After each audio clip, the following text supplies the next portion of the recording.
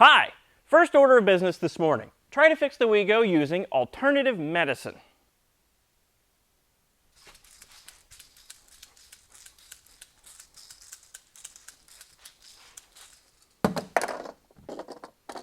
Nope, still broken.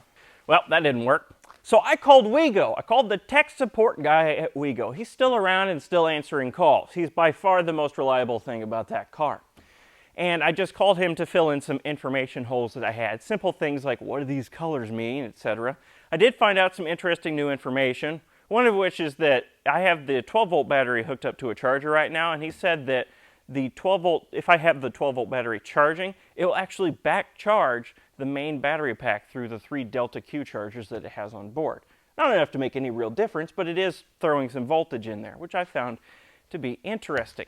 He also confirmed that orange is bad on the BMS modules, and right now, after it's been charging overnight, all of the BMS module lights are off. And that means that the pack voltage is too low to even register on them. Those cells in there may be beyond repair at this point. I'm not sure. He also confirmed that the flashing red lights underneath the charging port are indeed a bad sign.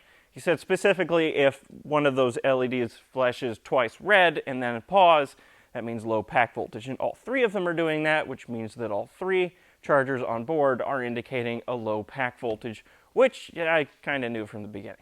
But yeah. He also told me where to check on the battery to check the main pack voltage with the voltmeter. And I had to confirm that I was checking it in the right place because the pack voltage that I read off it was 22 volts. 2 volts more than I read off of this battery. So it's supposed to be at 115 volts.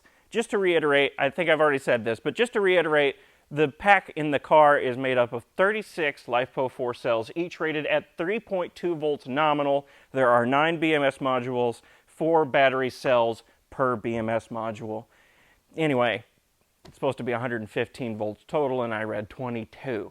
So I need to get really the only thing I can do, if those cells are even savable at this point, is to take the whole battery pack out of the car and charge each cell up individually or balance charge them, whatever. I could use a DC power supply, or I could use a hobby balance charger for LiFePO4 batteries. Just have to make sure that I'm not using a lead acid battery charger on them. Actually, let's go over to the Wheego. These leads here in the front of each BMS module, I should be able to check each individual cell voltage through the leads in that, if I unplug them. I'll have to try that in a minute, but first thing I don't need to do this, but first thing I want to do is disconnect the main pack here at the fuse to lower my risk of being electrocuted and also prevent it from discharging even more. Got my maybe insulative glove on. I'm just going to not touch anything. It always scares me to touch any electrical bits in this car, even though I was reading a pack voltage of 22 volts, which realistically isn't going to cause me much harm. Still makes me scared. All right, that's undid. Now let's swing this out of the way. All right, now I'll swing it out of the way. Let's double check this at the disconnected fuse here. See if I'm still reading 22 volts. That just seems absurdly low. Yeah, 20 volts. God. Not even 22, it's 20 now. Anyway, let's disconnect one of these leads back here. I'm getting 0.9 volts. Not 3.2, 0.9. Try the one next to it. Yeah, I'm only reading voltage from one pair of those pins. And it's 0.9. Everything else is not reading anything. I could be reading that wrong, or those are the balance leads. I don't know. Lack of information is not helping me right now.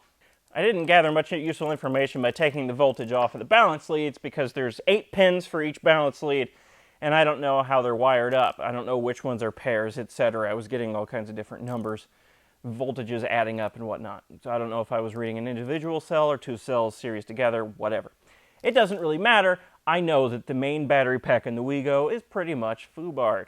It's reading 20 volts for the whole pack, which is very, very bad. Now the next course of action is, well, not necessarily, but the next course of action is to take the main battery pack, drop it out of the car, and charge up each cell individually to see if each cell is salvageable. I don't necessarily need to do that. If I know how the balance leads are wired up, I can charge them from here. But maybe I want to drop the main pack out, and I do. That would make for an interesting video. So you all get to see what's supposedly the dirty little secrets that are waiting between the car and this main battery pack here. Supposedly, there's a lot of hack jobbery going on in there, and I want to see it, and I want to share that information with you, share those visuals with you. So I've unplugged the main battery pack for now, so it won't discharge any more than it needs to, and I'll see you in a few weeks when we get to tackle this project. It'll probably be a month or so, I'm guessing. Now let's rewire the lift. See, I told you I was only wiring up this plug temporarily. That's why I disconnected the lift, to make sure I had to remove all of this bodge work at some point so that I could use the lift again. Obviously, it's not safe to leave your wires dangling about like I did here. That's why I said it was temporary.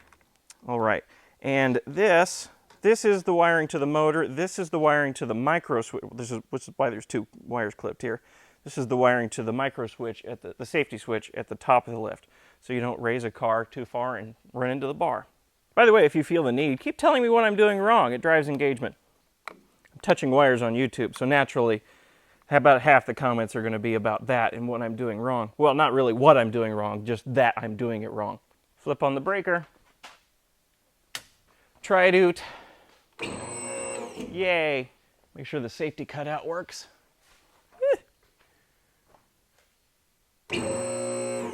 Yep. So yes, the Wheego is dead for now. This will be a nice future project to rip out that main battery pack and inspect the individual cells. But for now, let's move on. Let's leave that open.